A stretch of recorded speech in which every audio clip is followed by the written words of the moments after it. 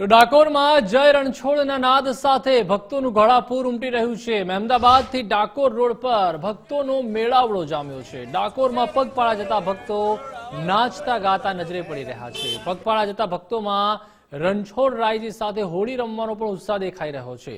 ફૂલડોલના 5 દિવસ સુધી રંગોત્સવની ધામધૂમપૂર્વક ઉજવણી કરવામાં આવશે।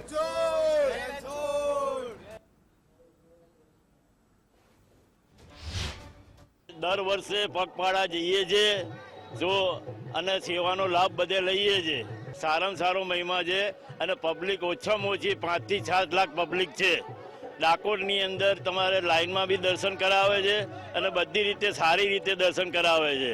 હોળી ધૂળેટીનો તહેવાર હોય ત્યારે ડાકોર ખાતે ભગવાન રણછોડરાયના મંદિરમાં હોળી ધૂળેટી મનાવવાનો ઉત્સવ હોય છે અને લાખો ભાવિક ભક્તો હોળીના દિવસે ડાકોર ખાતે જતા હોય છે, પગપાળા જતા હોય છે। ત્યારે આ મહેમદાવાદ અને ડાકોર જતો જે આ રોડ છે ને આપ જોઈ શકો છો કે લોકો પગપાળા જઈ રહ્યા છે અને સંગીતના તાલે ભગવાન રણછોડરાયના જે ભજનો ગાતા ગાતા ભક્તો અહીં જે સેવા કેન્દ્રો આવેલા છે ત્યાં સેવા કેન્દ્રોમાં પણ જે વિસામો કરીને ત્યારબાદ જે રણછોડરાયના મંદિર ખાતે ડાકોર ખાતે જતા હોય છે। ખાસ ભગવાન સાથે હોળી રમવાનો એક મહિમા રહેલો છે અને લાખો ભક્તો વર્ષોથી અહીં જે પગપાળા ડાકોર જતા હોય છે અને જે આમલકી 11 થી 5 દિવસ સુધી ભગવાન સાથે હોળી રમવાનો એક મહિમા રહેલો છે અને લાખો ભાવિક ભક્તો ત્યાં જતા હોય છે।